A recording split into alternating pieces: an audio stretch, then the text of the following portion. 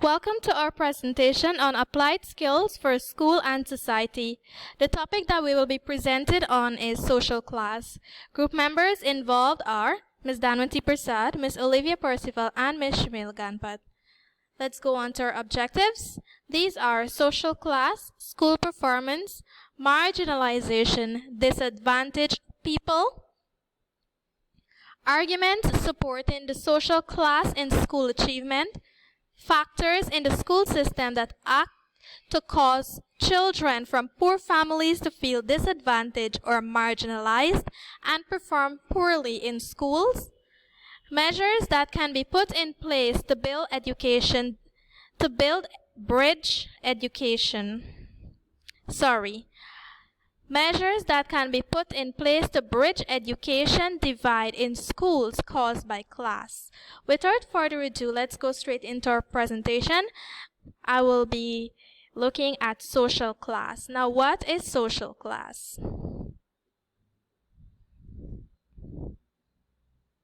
Social class refers to the division in society based on economic and social status. People in the same social class typically share a similar level of wealth, education, achievement, types of job, and income. Social class basically means that there is a division of persons. Example, low-income persons or middle-income persons will not be associated with the high-income persons. Persons who may live in a rural area may not be socializing with families that are living in a residential area. Now, some other classes that comes under social class are working class, middle class, and upper class. So let's have a look at what working class is. These individuals engage in manual work, often having low level of educational achievement. The classic traditional working class jobs include heavy laboring and factory-based work. Middle class, those individuals engage in non-manual work, often having higher levels of educational achievement. Classic middle class job includes everything from doctors to lawyers to clerical workers. Upper class. Upper class, this is the elite class that controls the majority of wealth and power in the society. So, in other words, we can say a working class may not be socialized with upper class people. So that is a perfect example of what social class is.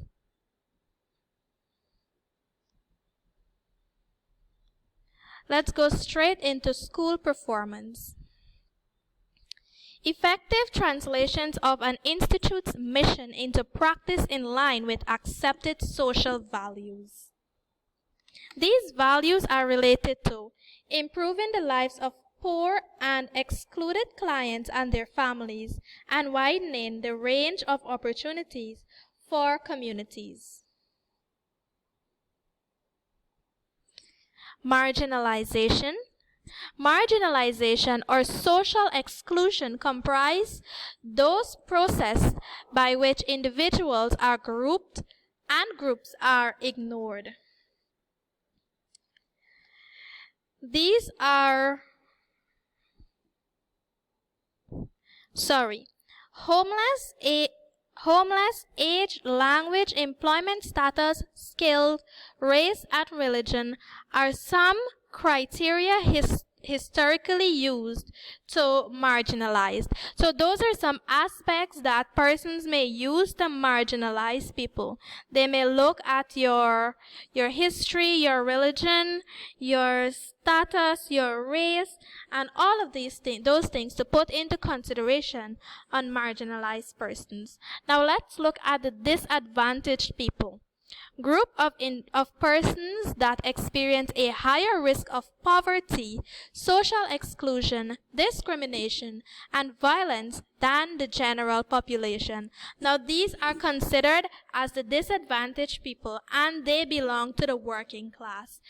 Why they are disadvantaged? It is because they do not have access to these high-level influences, such as a higher income, a better status. They cannot change their race, neither can they forge their language.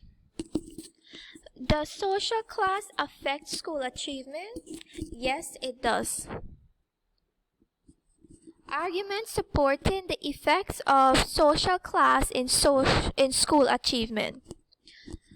The working class parents visit school less often, therefore are less likely to discuss their child performance with teachers. So the working class parents, they don't visit the school often to find out what the child is doing in the classroom.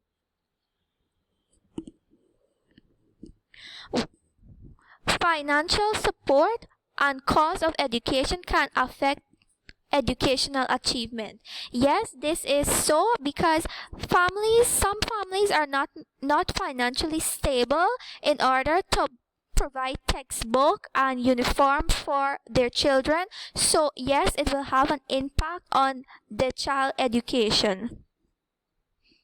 Factors in the school system that act to cause children from poor families to feel disadvantaged or marginalized and perform poorly at school.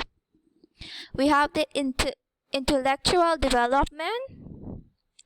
This refers to the thinking and reasoning skills such as problem solving.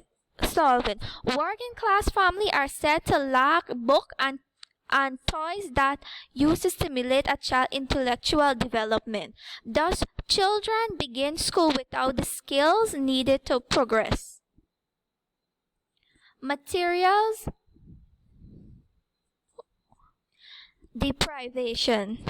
Now, this is where poverty and lack of material needed for school. Labeling. The first of which is labeling. To label someone is to attach a meaning or a definition to them. Teachers may sometimes label someone as intelligent or troublesome. So this is common right now in our school system, and I know teachers do label those children. We can say the high flyers, those are the one that is very intelligent, and the one that gives you problem inside the classroom, you usually label them as troublesome. Also, we have streaming. Streaming involves separating children into different ability groups. Each group is taught separately based on their ability. This is likely to have an effect on the working class students' achievement as teachers see them as less able and poorly behaved. Measures that can be put in place to bridge the education division in schools caused by class. So what can we do to move away from this social class? We can pay more attention to what the students say and what we say as well. Accept constructive criticism. Be intolerant of the tolerance. Seek out marginalization, voice, and perspective. Educate your community. Yes, once your community and the school is involved in educating, we can move away from labeling and streaming and cause all this different social class within the school and community. And that has brought us to the end of our presentation on social class.